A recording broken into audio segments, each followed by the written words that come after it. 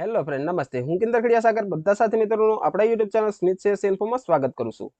અત્યારે આપણે કોઈ પણ જગ્યાએ જોબ કરવી હોય, સરકારી હોય અથવા તો પ્રાઇવેટ હોય, અથવા તો નજીવું ડોમિશિયલ સર્ટિફિકેટ જ કઢાવવું હોય, બધામાં પોલીસ વેરિફિકેશનનો દાખલો ફરજિયાતપણે આપવો પડે છે. તો પોલીસ વેરિફિકેશનનો દાખલો ઓનલાઈન જ આપણે કેવી રીતે બનાવી શકીએ તેની સંપૂર્ણ માહિતી આ વિડીયોમાં જોશું.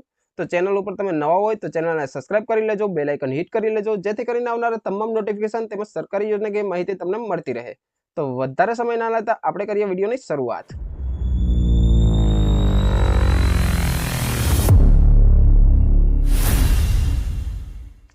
સૌપ્રથમ તો આપણે બ્રાઉઝર ઓપન કરી લેશું. બ્રાઉઝર ઓપન કરી લીધા બાદ સર્ચ બારમાં સિટીઝન પોર્ટલ ટાઈપ કરી દેવાનું રહેશે. ત્યારબાદ આપણે તેને સર્ચ કરી લેશું. સર્ચ કરતાની સાથે સિટીઝન પોર્ટલની સાઇટ આપણી સામે શો થઈ ગઈ છે, તો આપણે તેને ઓપન કરી લેશું.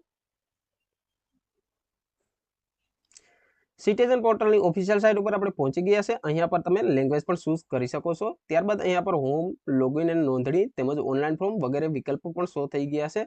તો અહીંયાથી પ્રથમ વાર તમે પોર્ટલ ઉપર આવેલા હોય તો લોગિન અને નોંધણી ઉપર આપણે ક્લિક કરી લેવાનું રહેશે.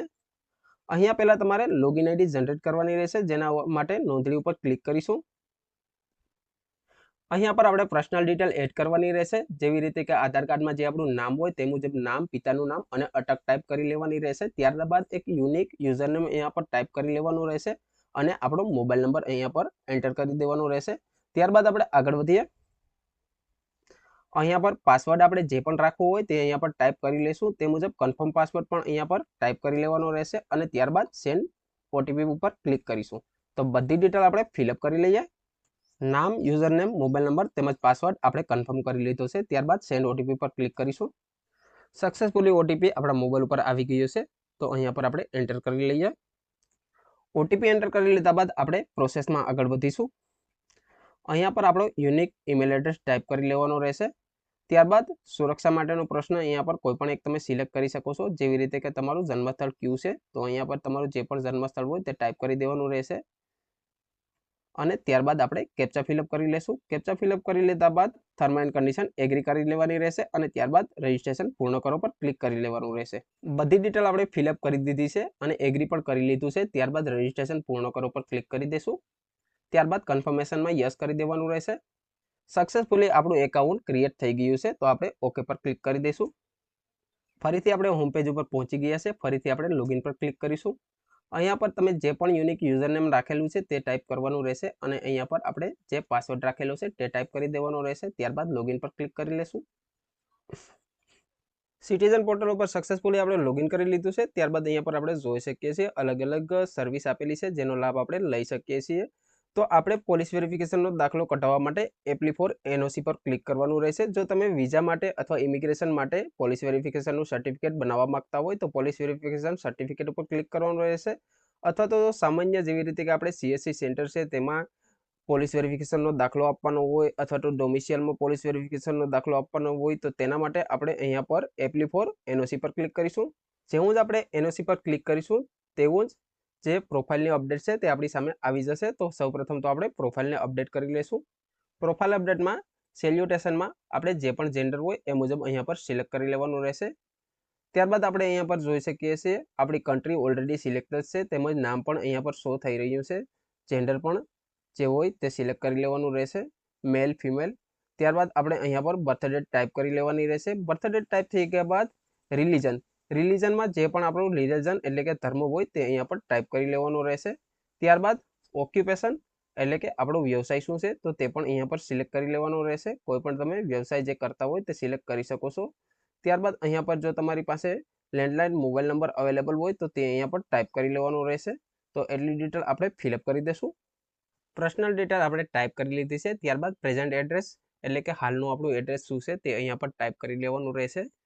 તો જે કંઈ પણ હોય તે તમારે સિલેક્ટ કરી લેવાનું રહેશે. જો તમે અર્બનમાં આવતા હોય તો સિટી સિલેક્ટ રાખવાનું રહેશે અને જો તમે રૂરલ એરિયામાંથી આવતા હોય તો અહીંયા પર ડિસ્ટ્રિક્ટ સિલેક્ટ કરી લેવાનું રહેશે.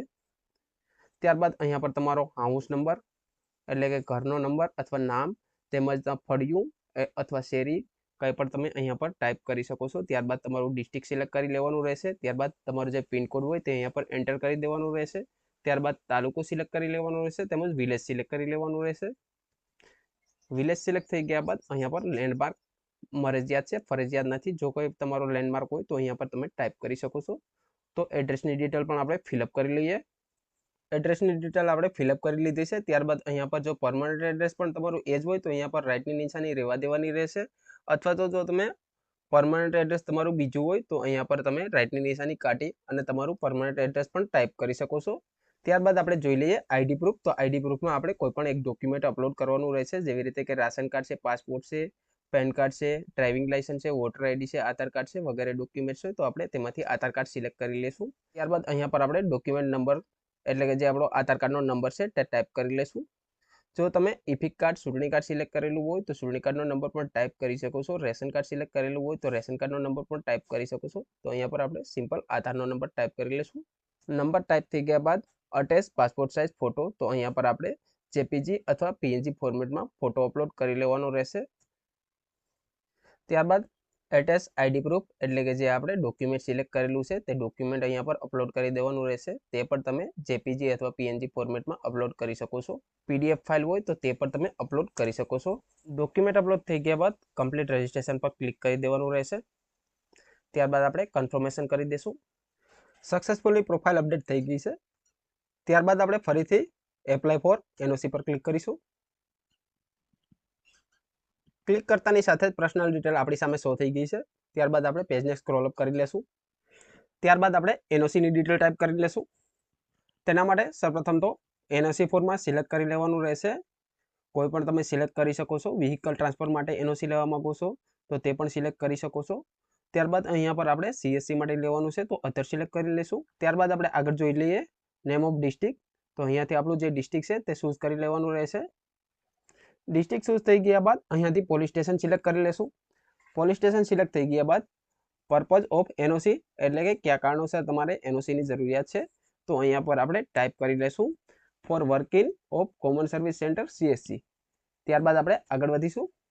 ત્યારબાદ અટેચમેન્ટ ડિટેલમાં આપણે આવી ગયા છે. અહીંયા પર આપણે કોઈ પણ બે ડોક્યુમેન્ટ અપલોડ કરવાના રહેશે. તો અહીંયાથી આપણે બંને ડોક્યુમેન્ટ સિલેક્ટ કરી લઈશું. પહેલું આધાર કાર્ડ જ સિલેક્ટ કરી લઈશું. ત્યારબાદ બ્રાઉઝર પર ક્લિક કરીશું. બ્રાઉઝર પર ક્લિક કરતાની સાથે ચૂઝ ફાઇલનું ઓપ્શન આવી જશે. તો તેની ઉપર આપણે ક્લિક કરી લેવાનું રહેશે. જે આપણું ડોક્યુમેન્ટ છે તે આપણે પીડીએફ ફોર્મેટ અથવા પીએનજી અથવા જેપીજીમાં અપલોડ કરી શકીએ અને તેની મેક્સિમમ સાઇઝ 0.5 MB રહેવી જોઈએ. તેની ઉપર રહેવી ન જોઈએ, એટલે કે 500 KBની જ રહેવી જોઈએ મેક્સિમમ સાઇઝ. તો અહીંયાથી આપણે આધાર સિલેક્ટ કરી લેશું. ત્યારબાદ અપલોડ ડોક્યુમેન્ટ પર ક્લિક કરી દેશું. ડોક્યુમેન્ટ અપલોડ થઈ ગયું છે. ત્યારબાદ ઉમેરવું એટલે કે એડ ઉપર ક્લિક કરી લેશું. ત્યારબાદ એડ કરેલું આધાર આપણે નીચે એડ કરી દેશું. તો ફરીથી આ એડ પર ક્લિક કરી લેશું. પહેલા નંબરની લાઈન આવી ગઈ છે, તેમાં આપણું આધાર કાર્ડ ચૂઝ થઈને આવી ગયું છે. ત્યારબાદ આપણે રેશન કાર્ડ સિલેક્ટ કરી લેશું. બધા ડોક્યુમેન્ટ અપલોડ કરવાની પ્રોસેસ સેમ જ રહેશે. તો 3 ડોક્યુમેન્ટ આપણે એડ કરી લીધા છે. ત્યારબાદ આપણે આગળ વધી જઈએ. અહીંયા પર આપણે ડિસ્ક્લેમર એગ્રી કરી લેવાનું રહેશે. એગ્રી કર્યા બાદ સબમિટ પર ક્લિક કરીશું. ત્યારબાદ એપ્લિકેશનને કન્ફર્મ સબમિટ કરવા માટે યસ પર ક્લિક કરી દઈશું. સક્સેસફુલી આપણી એપ્લિકેશન સબમિટ થઈ ગઈ છે. ત્યારબાદ આપણે સ્ટેટસ જોવા માટે માય રિક્વેસ્ટ લિસ્ટ ઉપર ક્લિક કરીશું. અહીંયા પર આપણે જોઈ શકીએ છીએ આપણી જે એપ્લિકેશન છે તેની રિક્વેસ્ટ આઈડી નંબર પણ અહીંયા પર શો થઈ ગયા છે. રિક્વેસ્ટ ડેટ પણ શો થઈ ગઈ છે અને અહીંયા પર જોઈએ શકીએ છીએ ઇન પ્રોગ્રેસ. સ્ટેટસમાં અત્યારે પ્રોગ્રેસમાં છે. તો હવે આપણે 1 થી 2 દિવસની રાહ જોવાની રહેશે અને ત્યારબાદ ફરીથી સ્ટેટસ ચેક કરવાનું રહેશે. તો ફરીથી આપણે હોમ ઉપર આવી જશું. 1 થી 2 દિવસનો વેઇટ કરી લેવાનો રહેશે અને ત્યારબાદ ફરીથી આપણે માય રિક્વેસ્ટ લિસ્ટ ઉપર ક્લિક કરવાનું રહેશે. ક્લિક કરી લીધા બાદ આપણે જોઈ શકીએ છીએ જે આપણી એપ્લિકેશન હતી એ એપ્રુવ બતાવી રહી છે. તો ત્યારબાદ આપણે રિક્વેસ્ટ નંબર ઉપર ક્લિક કરી લેશું. ક્લિક કરતાની સાથે જ પર્સનલ ડિટેલ ફરીથી આપણી સામે શો થઈ ગઈ છે. તો આપણે પેજને સ્ક્રોલ અપ કરી લેશું. પેજને સ્ક્રોલ અપ કરી લીધા બાદ અહીંયા પર જોઈ શકીએ છીએ સ્ટેટસ એપ્રુવડ બતાવી રહ્યું છે. ત્યારબાદ રીમાર્કમાં કાંઈ પણ લખેલું નથી અને જોઈ શકીએ છીએ નો ઓબ્જેક્શન સર્ટિફિકેટ એટલે કે સર્ટિફિકેટમાં કોઈ પણ પ્રકારનું ઓબ્જેક્શન છે નહીં. ત્યારબાદ અહીંયા પર અટેચમેન્ટ ફાઇલ છે એનઓસીની. તો અહીંયાથી આપણે વ્યૂ કરી અને ડાઉનલોડ કરી લેવાની રહેશે. તો ફટાફટ આપણે એનઓસીને ડાઉનલોડ કરી લઈએ એટલે પોલીસ વેરિફિકેશનને ડાઉનલોડ કરી લેશું. સક્સેસફુલી પોલીસ વેરિફિકેશનનો દાખલો આપણે ડાઉનલોડ કરી લીધો છે. ત્યારબાદ બેક ઉપર ક્લિક કરી દેશું અને ટેબને ક્લોઝ કરી દેશું. આ વિડીયોમાં આપણે જોયું પોલીસ વેરિફિકેશનનો દાખલો ઓનલાઈન કેવી રીતે કાઢવો તેની સંપૂર્ણ માહિતી જો વિડીયો તમને પસંદ આવ્યો હોય તો વિડીયોને લાઇક કરી દેજો, ચેનલને સબસ્ક્રાઇબ કરી દેજો, બેલ આઇકન હિટ કરી દેજો, જેથી કરીને આવનારા તમામ વિડીયોના નોટિફિકેશન તેમજ સરકારી યોજનાકીય માહિતી તમને મળતી રહે. અને અમારી સાથે સોશિયલ મીડિયામાં જોડાવા માટે ડિસ્ક્રિપ્શન બોક્સમાં સોશિયલ મીડિયાની લિંક આપેલી છે, ત્યાંથી તમે અમારી સાથે જોઈન થઈ શકો છો. હવે મળીશું નવી જ માહિતી સાથે નવા જ વિડીયોમાં. Thank you friend.